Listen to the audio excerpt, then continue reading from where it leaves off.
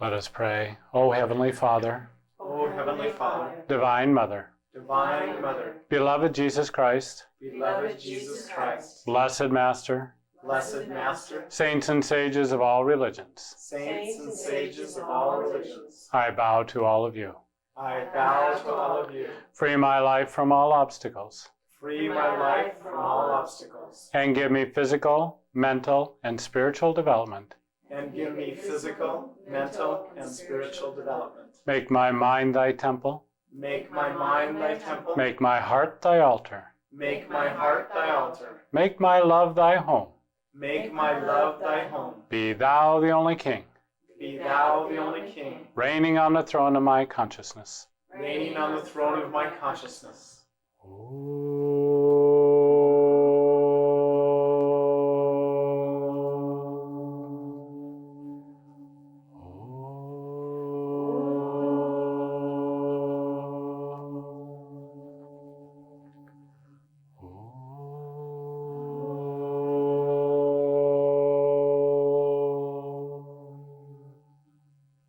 Peace, Peace, bliss, bliss. Amen.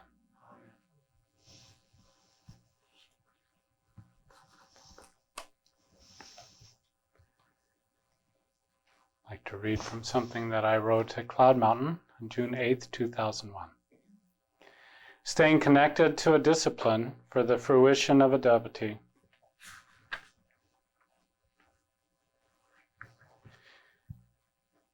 The devotee is able to flower when hanging on the branch of a tree. The branch is the guru teacher. The tree is universal life. There are many branches on the tree that bring forth fruit. Of this there is no doubt, and the fruit of one branch is as sweet as another. After the initial flowering, the honeymoon stage, the flower drops off to reveal a little green nub. Through the season, that green nub grows in size but remains hard. Towards the end of its cycle, it becomes very soft and sweet. The longer it hangs there, the softer and sweeter it gets. For any who tastes that ripened fruit, there is nothing better in the world.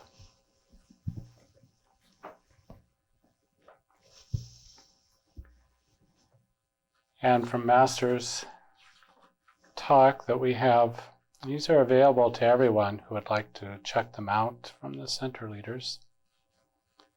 And they're wonderful. They're his original transcripts.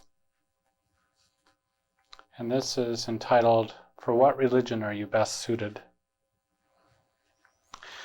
Today's subject is a vast one in connection with religion, which is best suited for you. Religion comes from the Latin word religare, to collect together, to go over in thought. The origin of this Latin word has been subject of discussion since the time of Cicero. It is something which you talk over in connection with God hereafter. Whence do we come? Why are we here? And whither do we go? It seems life is so prosaic that many people don't try to challenge at all. But life is very dramatic and very mystical.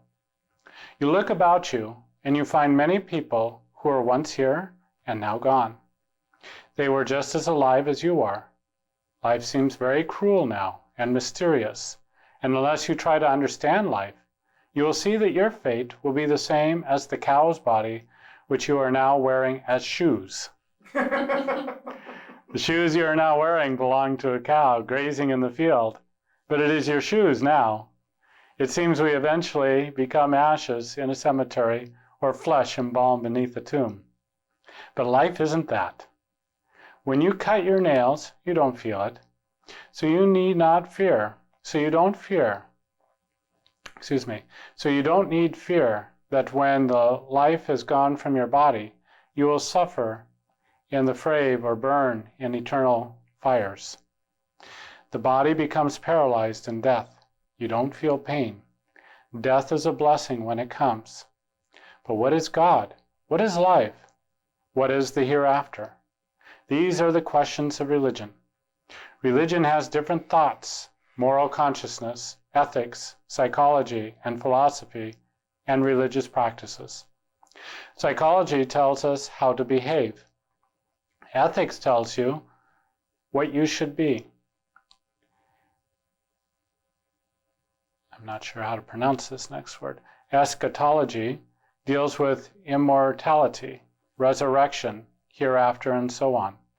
Ontology deals with the science of real being. Psychology analyzes you. Psychological analysis of yourself is necessary that you may adopt the rules of ethics in order to make yourself what you should be. Unless you know what you are, how can you change yourself?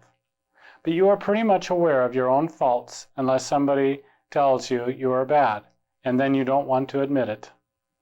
The Master always said to not admit your faults to others, but change yourself within silently. Because if you tell your faults to others, when they get mad at you, they will throw those faults up to you. That is why when two people get married, they should not tell about their past, because when they become angry, they will bring up those things. What is past is past. Friendship exists in marriage. You must take each other as you are. But two people cannot get along until they always try to follow this road of ethics. If you give reasons, people will respect you. You shouldn't force people to be one way unless you give reasons. Master never forced anybody. He would reason. He would say, "Don't you think this to so?"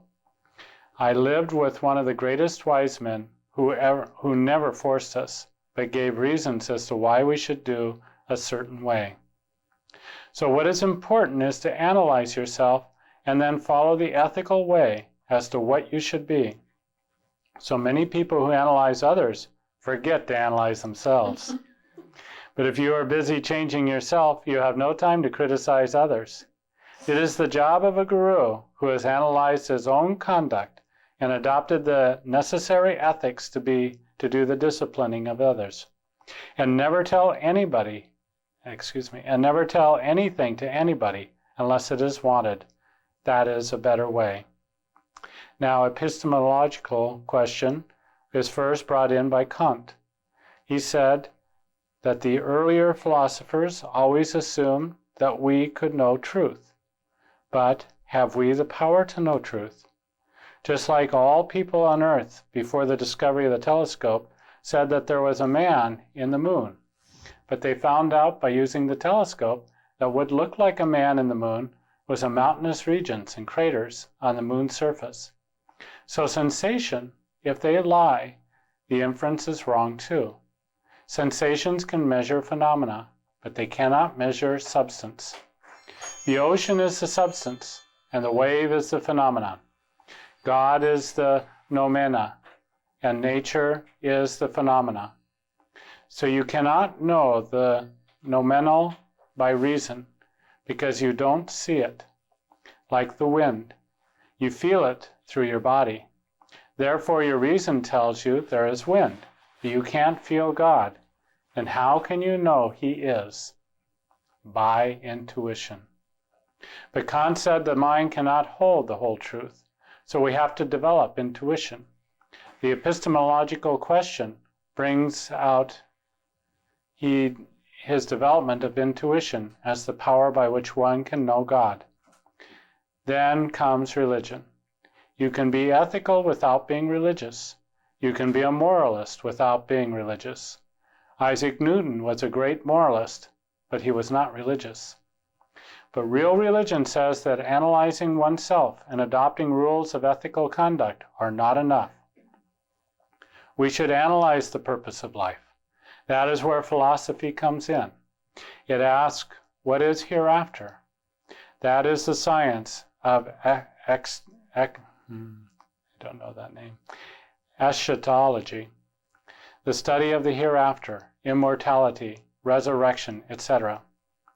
But after you have dealt with that, the purpose of life is to find happiness. Where can you find that happiness? Within. It will not be found in worldly things. If you don't make your life internal, you will never find happiness at all. Happiness lies within oneself. It is in a palace you can be miserable, and in a hut you can be a king. You can carry a portable heaven or Hades within yourself. But the true meaning of religion is this: destruction of threefold suffering, physical, mental, spiritual, by the roots, so that there is no possibility of recurrence. Now, religion today can be classified into three parts: Orthodox religion, liberal religions, and scientific religions. Dogmatic religions tells you have to go to church and follow certain untested beliefs. Its followers believe in one God. It tells you to believe in certain tenets. But if you don't believe them, you are a sinner. Some go to church out of habit, others to pray for money, for a wife, and so on. And some people pray a little, but they don't know why they pray. There are still others who are really devoted to God, blindly following the orthodox way. They get there after many incarnations. This is the dogmatic, blind, theological bullock cart way to God. Then there are the liberal religions. They believe in certain more liberal tenets. They try to analyze a little more. They believe in one God, and they stress the need for silence and for more practical-minded in their analysis of religion, life, etc. This is the horse cart method to God. It will also get you there eventually. The Orthodox religionists are taught to fear God and purgatory. Why should we fear God? We should fear our own mistakes, not God. He is very harmless. That is why he doesn't talk, lest he offend us. He is like a little child. You can't fool him with anything except love.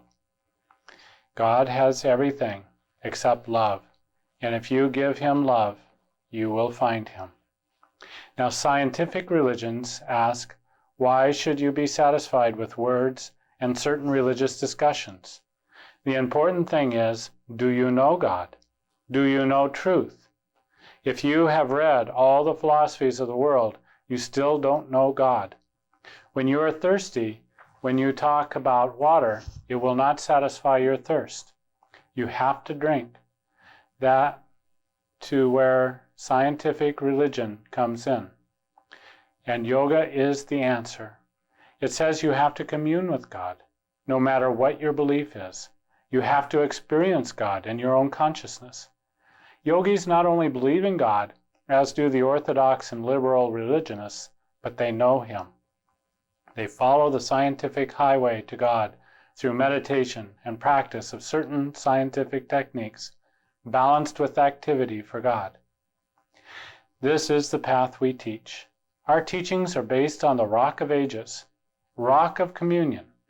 That is why our great prophet Krishna said, "Greater than all paths is the path of yoga," because yoga combines action for God with communion. When you are active, you must be fully conscious of God, and when you are quiet, you must be able to disconnect yourself from the world about you. You will feel your mind is released from your body, and you will go beyond the subconscious state to the superconscious state. Then you begin to experience joy and see lights, but you must dismiss them and go further still until you experience the infinite light. Now that is the religion you are seeking. In India we have tried everything, all kinds of dogmatic religions. India has tried them all and found yoga which is better. Yoga gives the communion with God. You have to know God. And how can you do that? By silence. You have to be silent within and without. Then you can come to the domain of yoga. How to relax the muscles and to withdraw the mind and life current into the spine and brain and out into the infinite. Your consciousness is locked up in the three bodies. And if you know how to take your soul out of these three bodies, then you will be free. Just like the three jars filled with salt water once placed within the other, and sealed and then placed in the ocean. You have to remove those three jars before the salt water in the last jar can mix with the ocean. Why waste your time? You must spend the nights meditating. Then you will find him. Isn't he wonderful?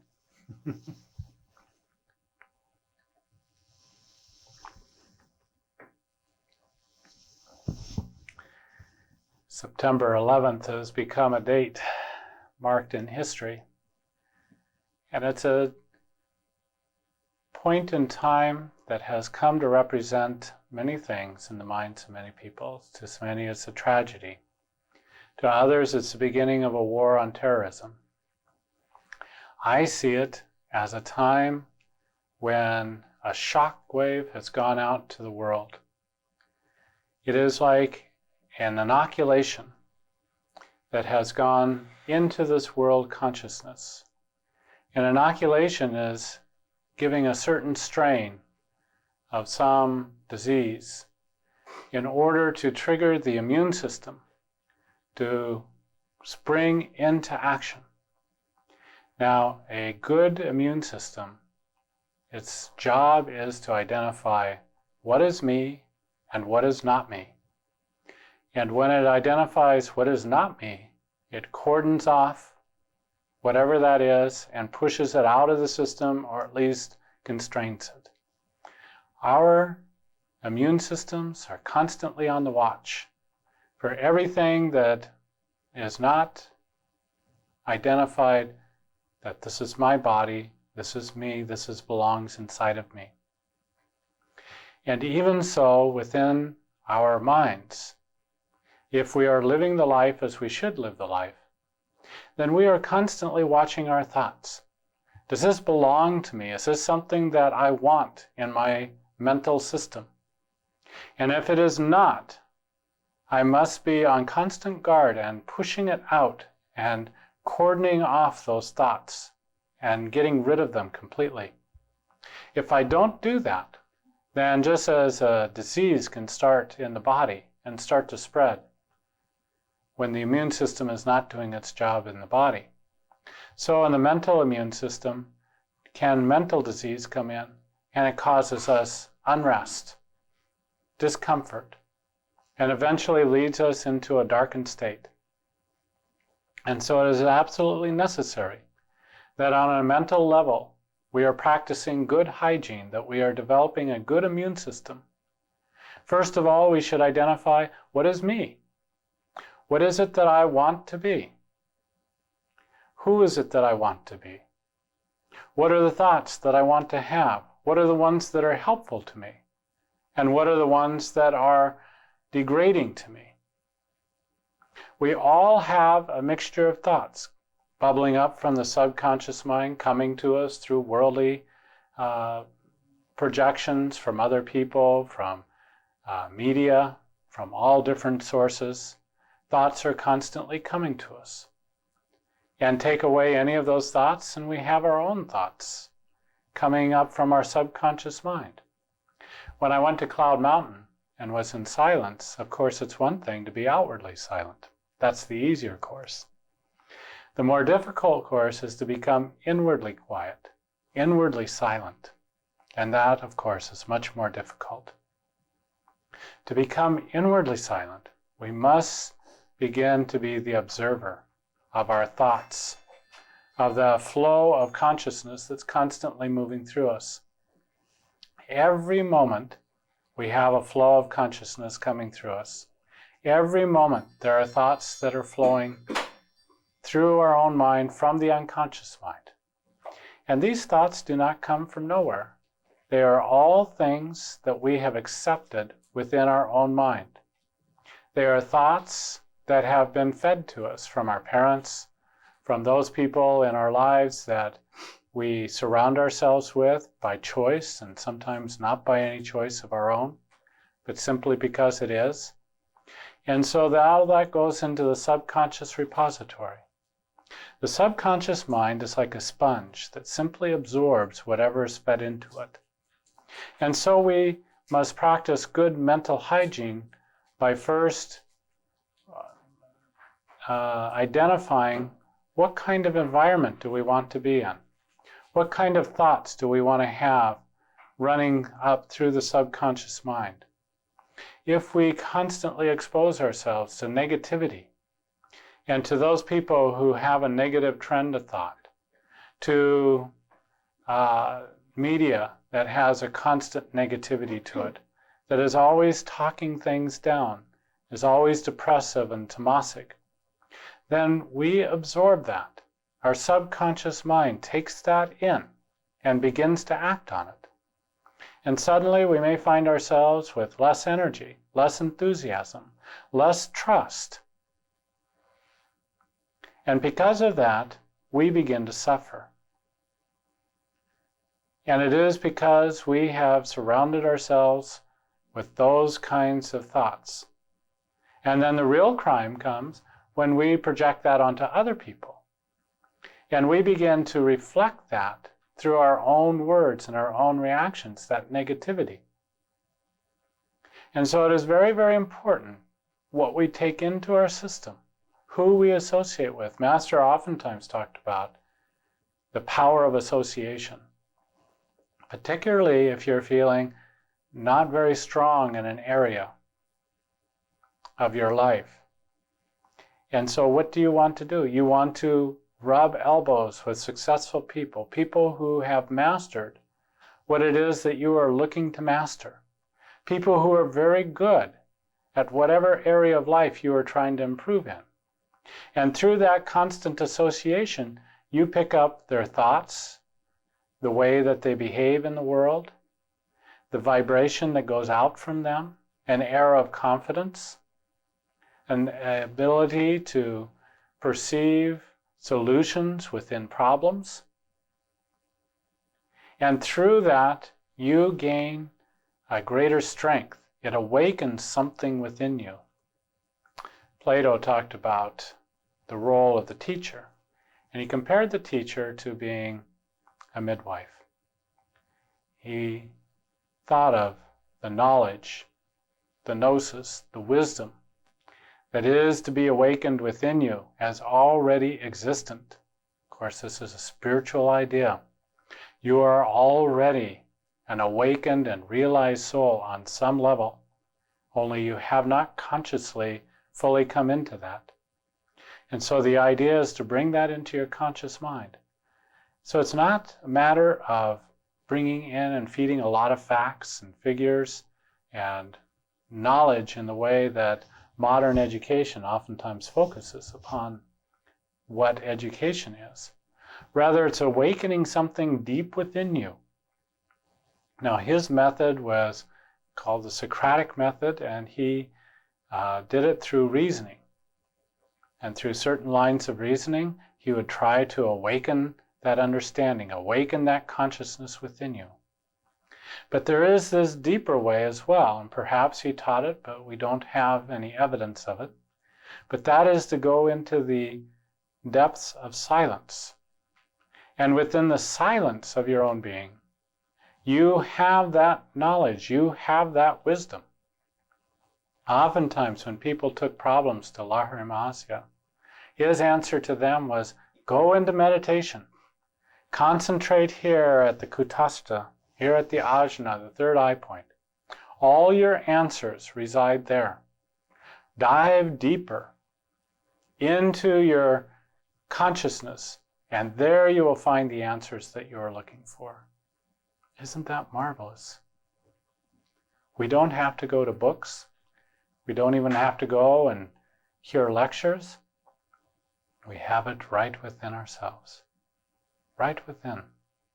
And yet, who takes the time and the effort to access that incredible resource, that source of wisdom, that source of perennial power, that source of upliftment?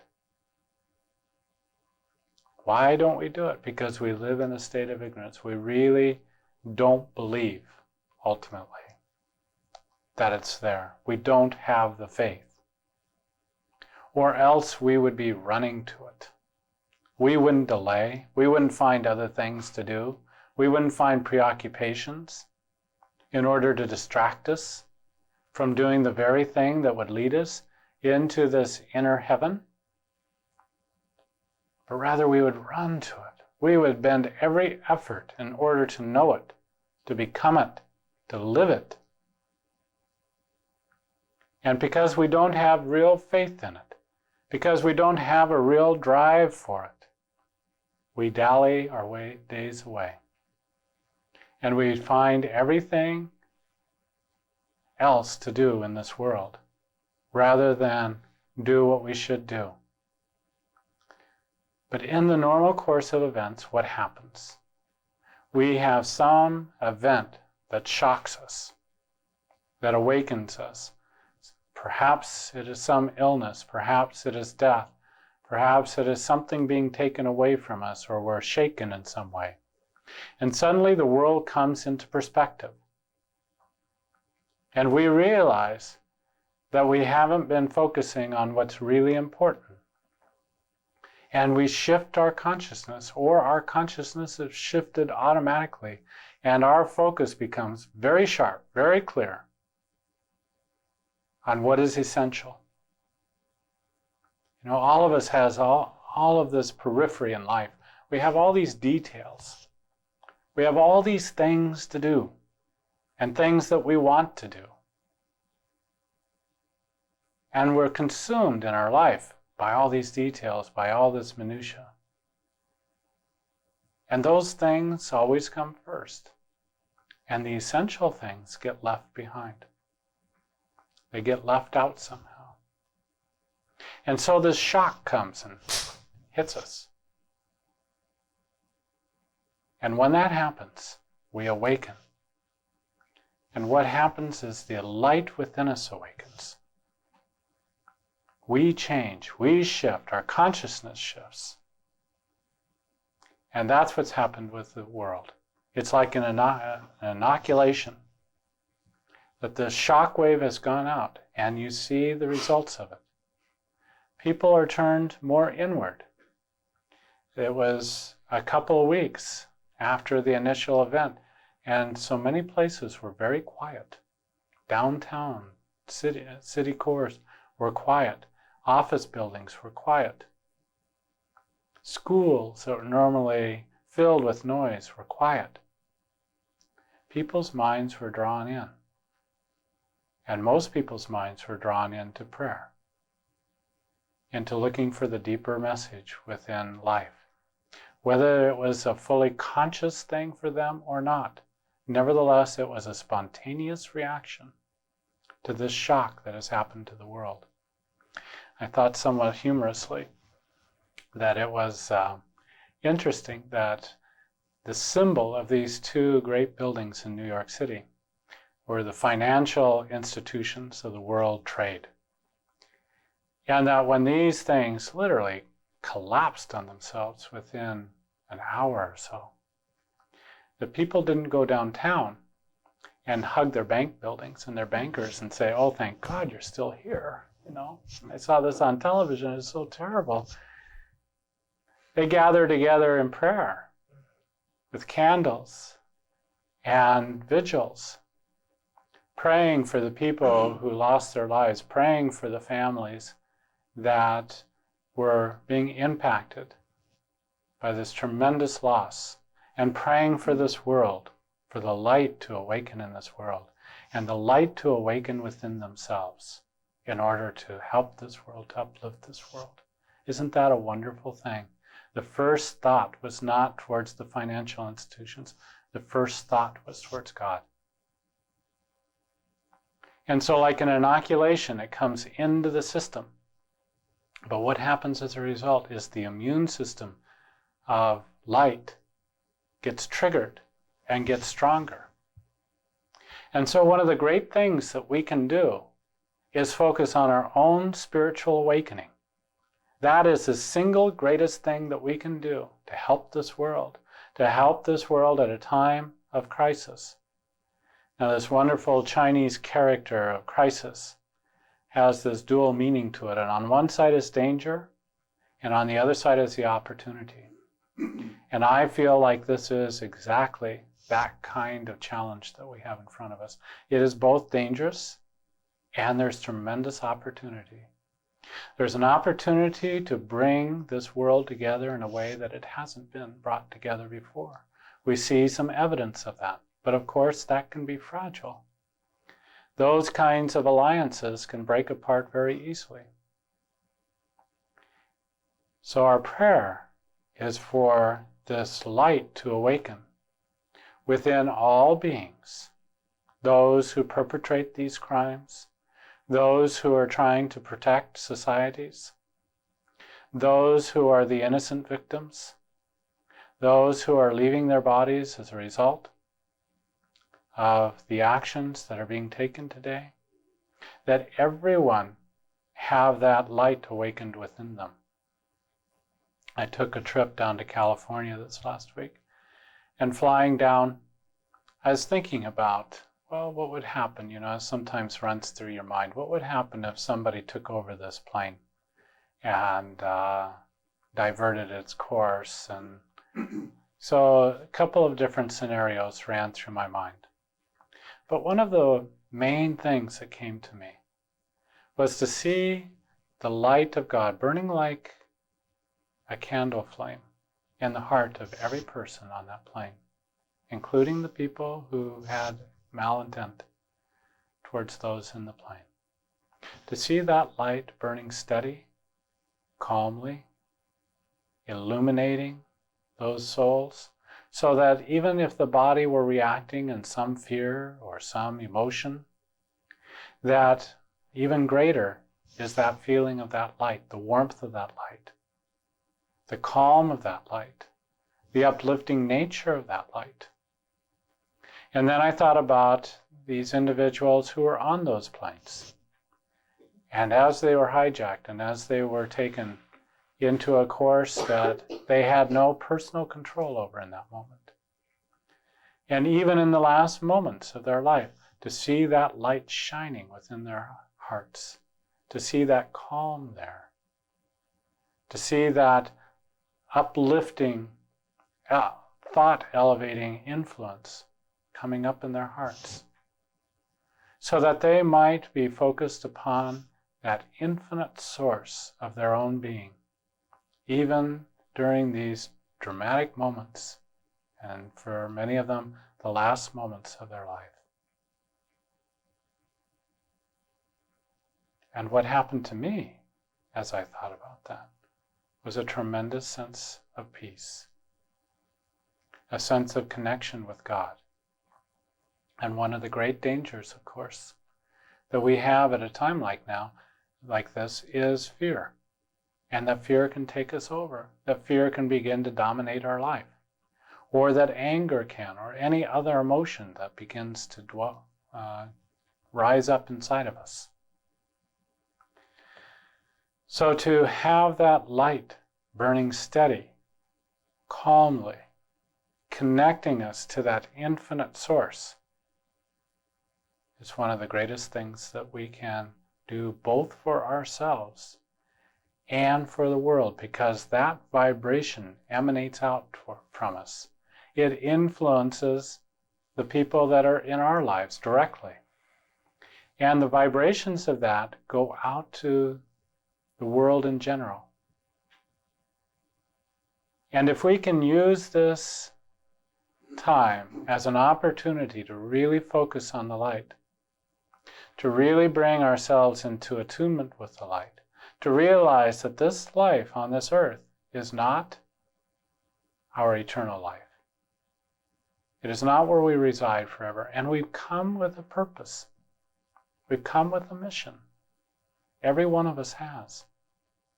And so to bring that into mindfulness, that mission, that purpose, that is higher, that is greater than just dealing with the moment-to-moment demands of the world. And to really tune in to your inner knowing, to your inner consciousness, to that laboratory of silence, and draw your strength, your inspiration, your all and all from there. And then what religion is best suited for you? It is the religion of this inner silence, of this realization that comes about as a result of that,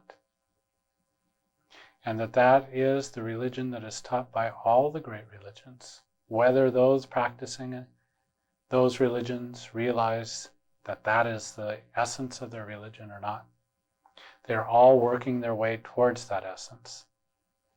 And as Master said here, some are going by the bullet court path. Some are going in reverse. Some are being drawn by a horse, and so they make a little better speed. Some are going by train and better. But better than all those, as Master oftentimes said, is go by the airplane route of yoga. Use these techniques that have been taught to you. Go into the silence. Feel your communion with the infinite there. And that communion will transform your mind. And so that the divine will become the predominant factor within you. And you will still be human. You will still have a body. But you will realize that in essence, you're a spirit and not the body. And then you are free, and then you are a light to this world. And isn't that a wonderful gift to be able to give to this world?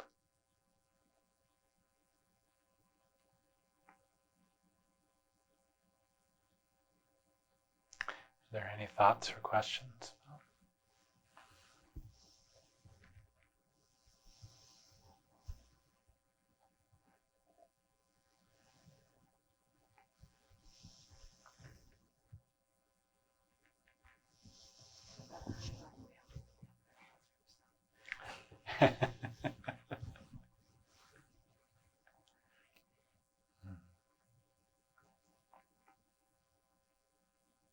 It's hard to separate the idea of being peaceful and the idea of saying this line is where your territory ends, is where my toes begin.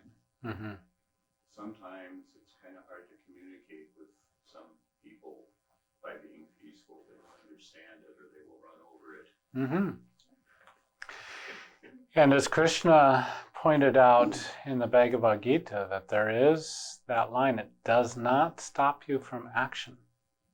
Jesus used the analogy to be harmless as a dove, but wise as a serpent. So a serpent will rattle. It'll hiss. It'll say, "Get back. That's too much." But you're harmless as a dove. There's no venom in your hiss. Sometimes if they don't listen to the hiss, you might have to bite. It's possible. And for instance, we have leaders right now who are charged with the protection of the citizenry. And it's needful for them to protect. That's their dharma. That's what they're there for. And for them not to do that would be for them not to be living up to their dharma. So certainly we have policemen, we have others who it's their job, it's their part in life to uphold the law and order and all the rest of it. And if they don't, then society suffers. And individually, we should not allow people to run over us too much. And each situation is different. In the Mahabharata, the Kauravas would not give back the land that was rightfully the Pandavas. And Krishna gave them every chance. He went there as a mediator. And he said, well, even give them 5 villages. They're supposed to get half the kingdom. He says, give them 5 villages. No, they'll get nothing. Well, then you're left with no choice. Because to let that go means that the ego gets to rule. And things just become very chaotic and very dark from there on. So there are those times where we stand up and we say, no, that is not acceptable. Nevertheless, inwardly, we don't fight with that venom.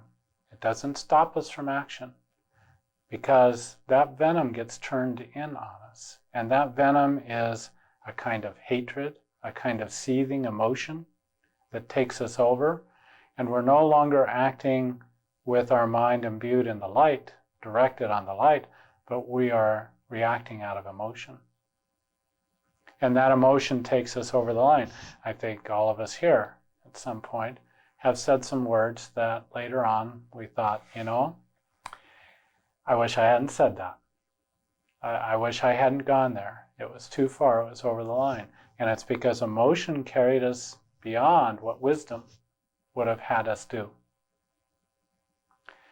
And for the realized soul, and what we are all aiming for is to always be residing in that light, to have that center, to have that place of peace inside that can measure those things before they pass from us. So that if things are coming from an emotionally charged state that blinds us to the light, then that is what we have to prevent. Now, we can act out of emotional state, but totally residing in the light. Jesus got very angry, throwing the people out of the temple who were money changers and selling and buying within the temple. And he displayed a lot of anger in doing that. But I would think that as someone who's master of himself, that he was always in control. And that the anger was not ruling the show, but the light, the righteous anger that was coming from him was. Yeah, he was just impersonally sweeping the doorstep. Yeah. So that's our challenge, and it's a terrific challenge, and we are the ones who know. We know whether we stepped over that line or not. To other people, they may not be able to distinguish. It may look like, Papa got very mad one time at the ashram. There was a fellow there who was behaving improperly. And so Papa went to throw him out. The fellow refused to come out of his room. Finally, he came out of his room. Papa told him to leave. He was refusing. Papa started kicking him and pushing him and yelling at him and telling him to get out. There were people who left the ashram because they believed that Papa was not who he said he was. They saw him reacting from an emotional standpoint, and that he was not master of himself. And he was just communicating with his son level the guy could understand. The fellow would not leave. And here we talk about the immune system. If Papa doesn't get rid of him, if he doesn't cordon him off and get him out of there, then he poisons the whole atmosphere there. So it's absolutely necessary for him to do that. And the fellow was refusing to leave. Papa just rose, his energy up to match this other fellow's energy to stay, and had to overwhelm him to get him out. Another option is to call the police or, other kinds of things, but that's what Papa did. And it's a big test for a lot of people there, because they said, he's human, he's not divine, and he's not what he says he is. So that's their test. Of course, Ramdas didn't care what other people thought. What does he care for his reputation? He's focused on the light. And that's true for all of us. If we are focused on the light and focused on doing what is right, according to our own light within our own being, then all the world may disagree with us. But if we've tested it out and to our minds we have satisfied ourselves that this is the light, that's it. Discussion's over. And we have to do that. And if we don't, we become cut off from the light. We get immersed in darkness. And how are we doing anybody any good? By going along with somebody else's fear or somebody else's idea about how we should be, when we're ignoring the light within our own being. We're lost. And we become the lost leading the lost. I haven't met a lot of people in this world that had any points to pass out.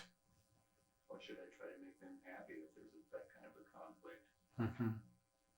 And it's just, I think that we can take it that it is for the highest good of everybody by abiding by the light within our own being. It's not just good for me, because the light isn't concerned just with me.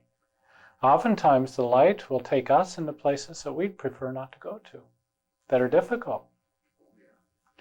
And so the light is not just concerned with me, but this is where our integrity is at stake. We have to the best of our own ability, to abide by that light. But as Master is talking about Sri Yukteswar tonight, he never coerced anybody. He never forced anybody. He would try to reason with people.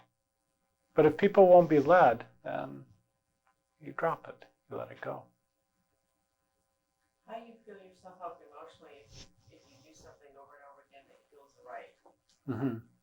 And you don't get any response and you feel like it's coming from a good seed within you. In fact, you get a lot of resistance. I find that I'll do something and I really feel it's right, and I'll repeat it, and I'll get absolutely no support, and then I feel really abandoned inside. And there should be a feedback loop within me that makes me feel good. Yes. That I was doing the right thing, and Yes. I'm totally feeling empty. I'm not getting. Doing the right thing should make me feel good. Yes. It's like I just feel more and more frightened and more abandoned. And yet I really felt that my intention was good and that I wasn't doing something wrong. We have to be careful, and this is all part of all of our sadhana. But we have to be careful as to whether something is coming from a mental construct that we've divined through our own reasoning process, or whether it is coming from the deeper soul springs within us. If we have gone into the quietness of our own being, into the stillness of our own being, and this has come up as the truth, I feel this with every cell in my being, that this is the right thing for me to do. And we test it. And it comes back from us, not just from a mental construct, not through reasoning, but through that deeper communion with God. That is our touchstone.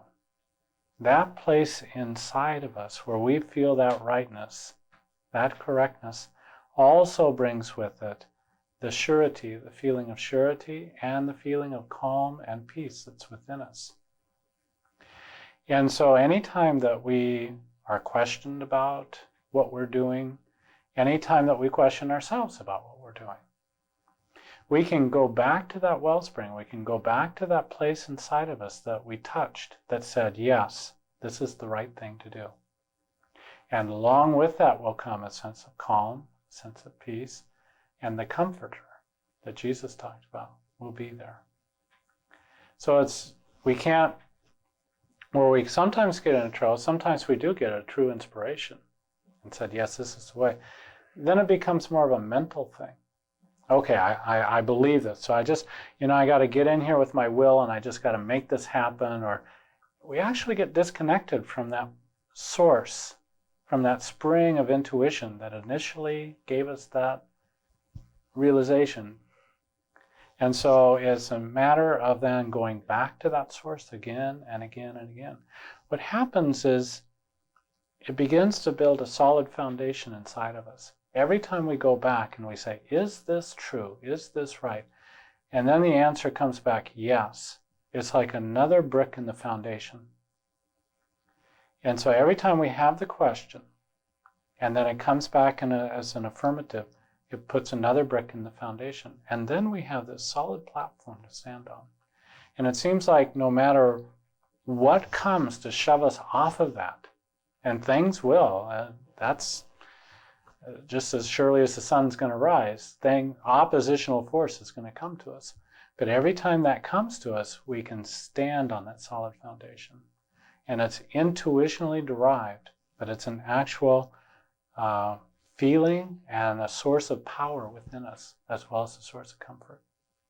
Okay, since I tend to go into the mental state and do what you just said, Mm-hmm. then to get back to a sense of the intuitional inspiration that prompted me in the first place, Yes. do I have to do that by talking to my feelings?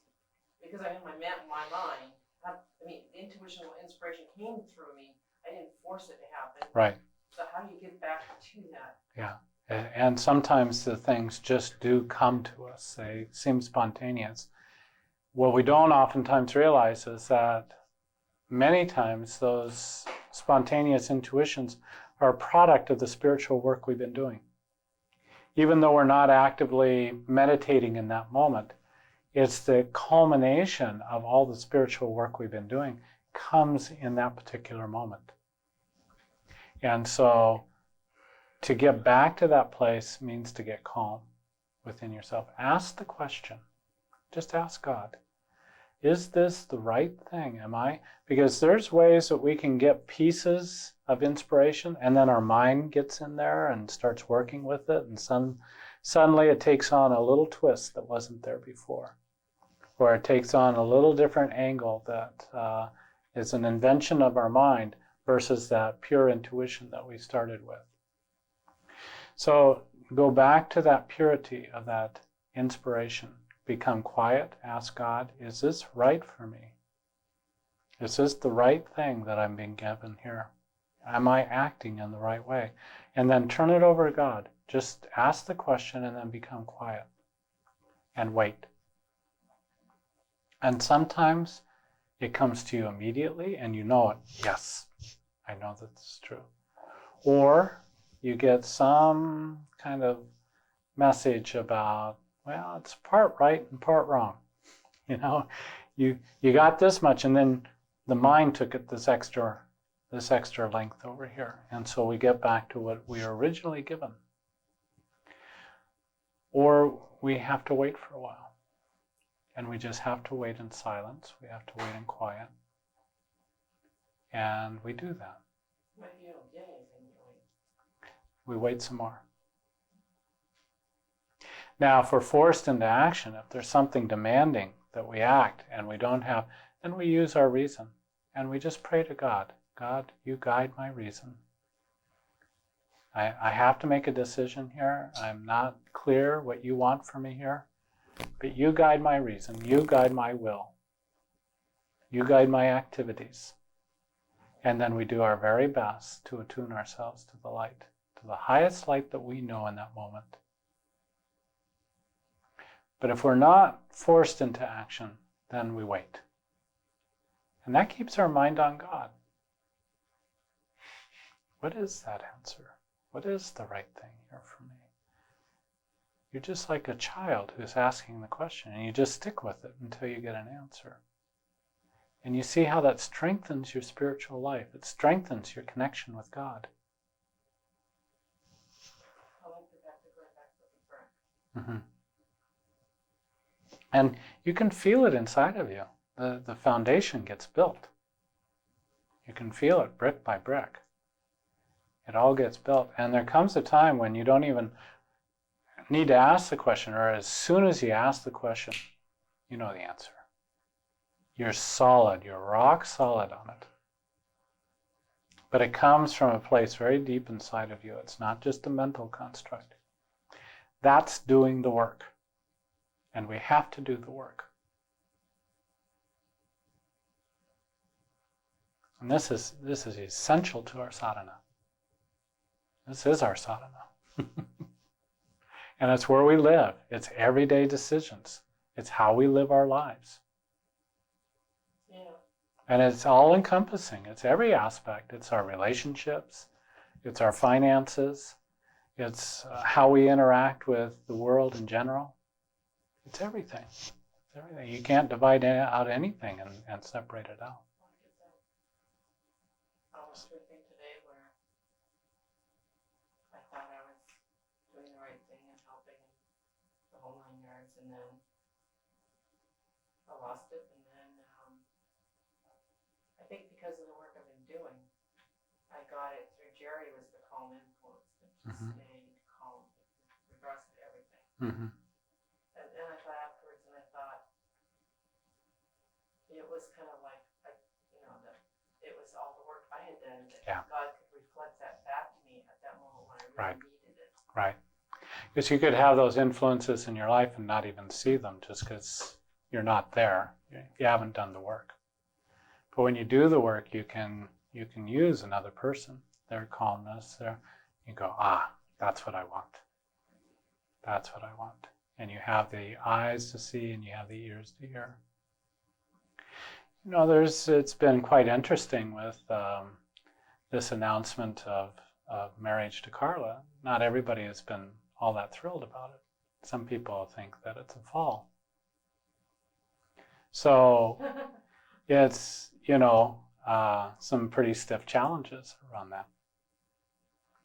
And it's required me to go back and do that, exactly what I'm describing.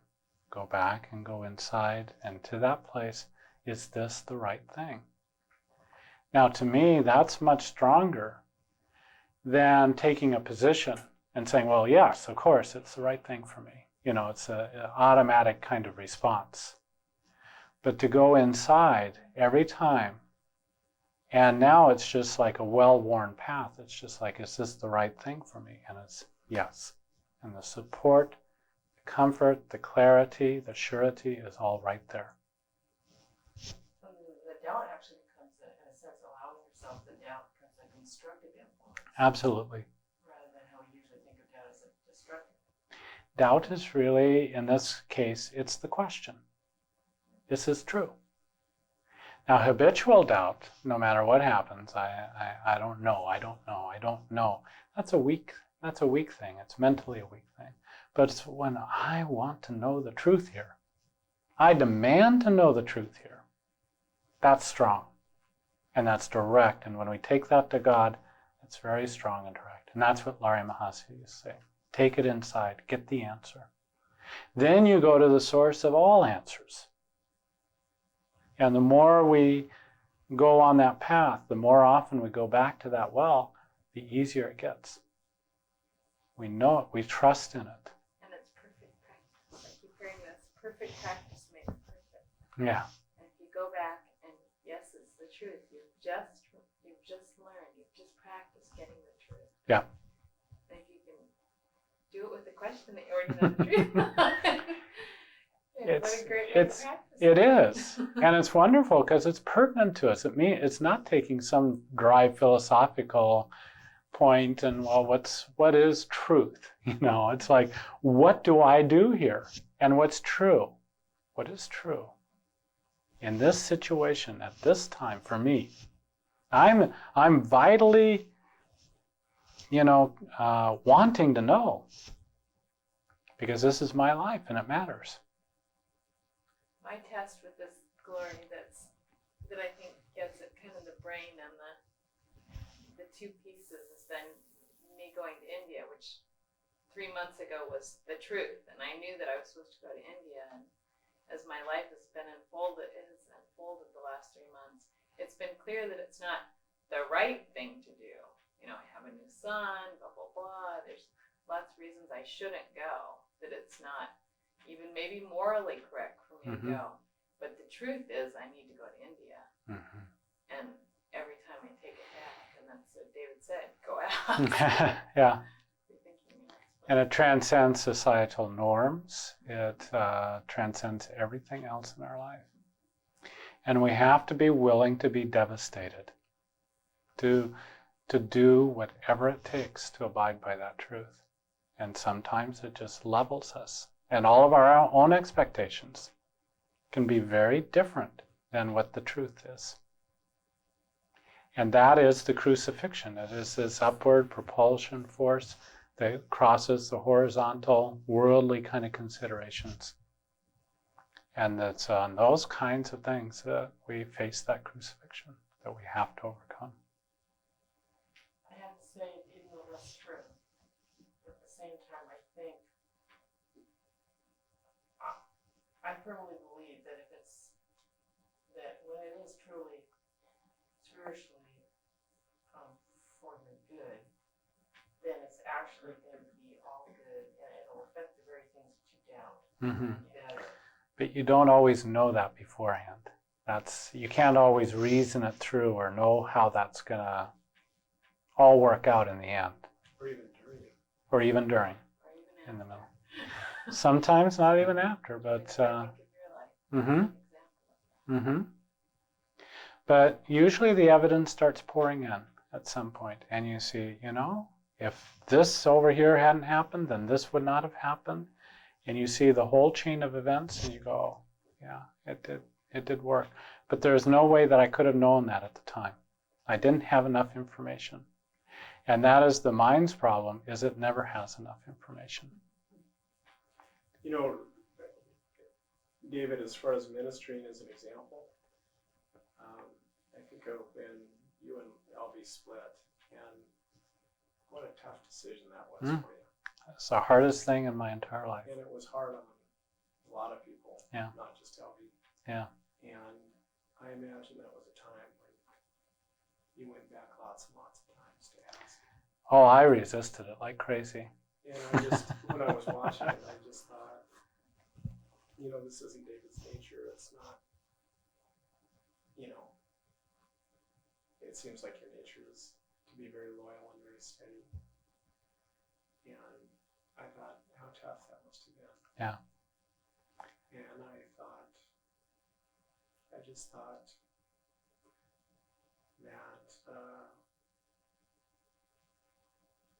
that you were very much doing the right thing, but it was a very difficult thing to do. Mm-hmm. Mm-hmm. And it was a good ministry by example. Mm. I tell you that, I knew you'd never want to hurt anybody, no. not Albie or anybody. Well, and it affected all the group too, Yeah, I know. because we were holding services at our house, and I was a Shook focal people's point, and oh, absolutely. Nobody Absolutely. asks to be an example. Not if they're sane. So, yeah, well, that's very true, Peter. It's just, and it was a matter of going back. And it was very interesting because the answer, I tried to look in every other direction, but where that prompting was coming from. And suddenly I was surrounded by it. I couldn't ignore it. And even then, God showed me that if I didn't respond to that, that I would become very, very ill and maybe die. And I said, well, so be it. You know, my commitment, my pledge is towards this marriage, and so be it. If I die, that's better than to break my word. And God said, no. He said, that would be committing suicide, and that is a worse sin in comparison. Boy. And, Hard place. and that was one of the things that finally, all right then. It started to clear the way for me that I could listen to that. But that was many, many months of absolute torture for me. And most people, you know, didn't understand or didn't believe that it could be a prompting coming from God. I couldn't. It took me months and months and months to argue with God about this. So, as I say, it can destroy your world, your concept of yourself, your concept of how you see yourself in the world itself. And unless we're willing to surrender to that and let go of everything of what we think is the right thing, and surrender to that inner prompting, then we can't follow the path. We're just simply taken out of it. And we can't know all the reasons in the middle of it, in the beginning or in the middle of it, of why this is happening, or we can trust that it's going to work out for the highest good of all. And certainly that should be our prayer. May this work out for the highest good of all. But, you know, for me, watching you, when you talked over at the last Jerry's, talked about your path to reaching the decision to get married this time. Mm-hmm. It hit me like a ton of bricks after that evening or within a week. But this, even though it wasn't like that, this was a huge challenge for you in terms of your change of your own identity. Because it puzzled me after you had gotten the word from Swami Satchidananda why you need Yogananda. And then I saw you built a huge core identity with your line of gurus. This was hugely foundational for you. Mhm. And for me, it showed me that being a romantic, I'm going, oh, hey, that should be easy, right? Love and marriage. And all of a sudden, I saw how it was a huge challenge for you, and it was an act of surrender once again, except that this is going into much greater. This is joyful surrender. The other was pure painful surrender. Surrender to Yeah. abundance. Yeah. That's a beauty. Yeah. It's always nice when God takes us in that direction. But also the demand to know that it's the right thing. Is this human desire? Is this divine desire? Is this for the highest good of all? And no small thing for me. No, I mean, it kind of reminds me of in the prophet, love goes down and shakes the very roots of your nature. And I mean, that was shaking the very roots of your nature. Yeah. On just huge core for you, because you've been a loner so much of your life. Mm-hmm. So I just felt this was incredible. Mm-hmm. And I love it. I love it. I love the transformation.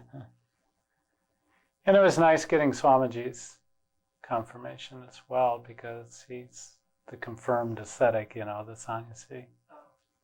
So it's nice. It's nice. That's the Hindu version of confirmed bachelor. Yeah. Swami Sachinand, he doesn't strike me as, I don't know, something about him. And the ashram is a place for families. It's there's children there. There's, it's really a lovely family atmosphere there. So.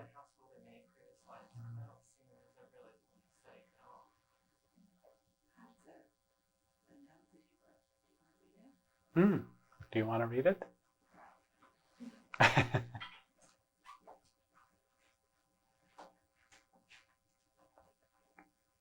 So, in every one of our lives is a journey like this.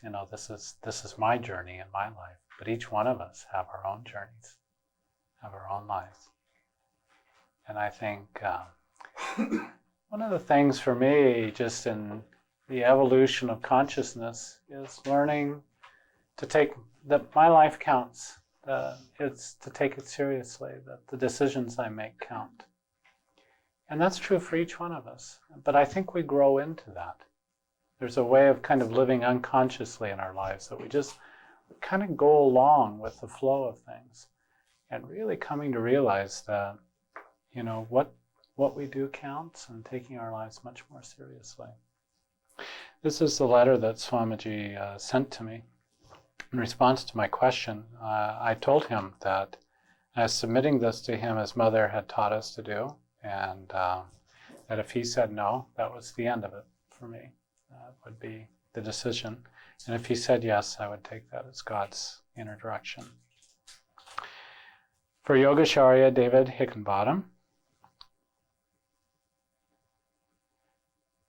Grihastha Ashram, which is marriage in the family home, is not an undesirable institution detrimental to the spiritual progress of man. This is a quote from Swami Ramdas. On the other hand, when life is lived in its proper spirit, there is no institution more noble and more glorious than the married life. A man can make his home a center of service, radiating rays of universal love. Quote from Swami Ramdas. And then from Swamiji. Your loving letter of 27th April to hand. It was, of course, a surprise to go through the contents. As beloved Papa says, God arranges everything at the proper time. This is also God's will.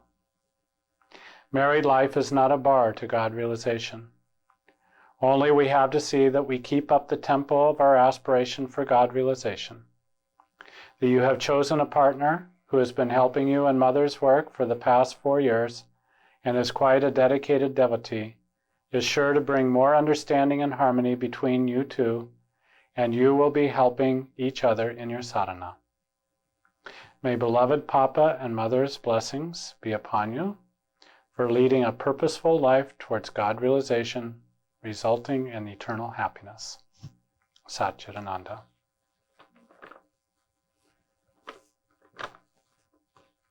So that was quite lovely to receive. Thank you, Cora.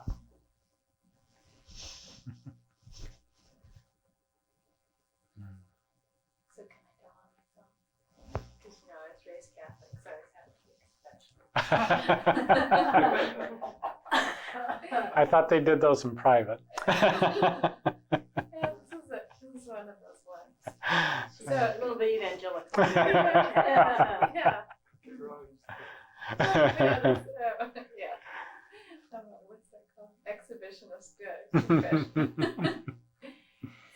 Well, and part of it is because you put me up to it, but David had mentioned that I had this prediction several years ago, and so then I got all high and mighty, of course, as I often do, of Carla and David's wedding, and thought, why did David have to check it out with all these holy people? Because I already predicted it, so that's God's thing.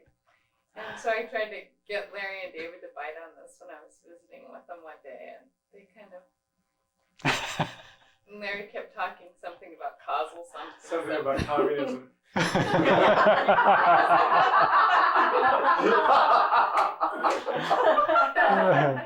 And so I thought, well, I guess I better go meditate some more. So I said, so who was it that told me this? And anyway, if there's things going on, who told me this anyway? And Sri Jashwar came to my mind, and I know he works in the astral, helps us in the astral thing, and I got this sense of this strong sense of my kind of premonition things that have been coming, and me thinking I know all these truths, and Larry and David are like the big brothers who have been driving for a long time, and I'm the 6-year-old who says, but I know how to drive, just push those things and steer the thing. And so I had a good laugh on myself of realizing that I've gotten a taste of things. So you keep your hands on the wheel at 10 and 2. So What do you do the rest of the day? I'm staying in my car seat with my seatbelt buckled tight. And it's so nice to know that these masters are focused on us, and they don't see us as something beneath themselves. They are really sincerely desiring to have our spiritual progress more than anything else, and will do all to help us in whatever way that they can. It's lovely to know. And joyfully. Wow. A couple of announcements before we close. One is we have a new CD of Mother's talks that are available up there for you all. Also on next Saturday, we'll be having a Holy Science class over in Sunnyside. So any of you who would like to make the trip over, of course, most welcome. And we'll be meeting at Larry and Kate's on Sunday. What times on Saturday? It'll be evening, I imagine 7:30. I think Probably it's spend there. the night kind of a deal. Yeah, you'd be most welcome to. Yeah. 7:30 in Sunnyside. Then we'll have our normal service at Larry and Kate's and to next week on Sunday. Yeah, but the Saturday will be Sunnyside. November 3rd, we're going to have a silent retreat. Some people have been talking about missing the silent retreats from Cloud Mountain. So Rich has offered his house up at Whidbey Island. And so on Saturday, November the 3rd, we'll have a silent retreat there from 10 a.m. to 3 p.m. And you're all invited to that as well.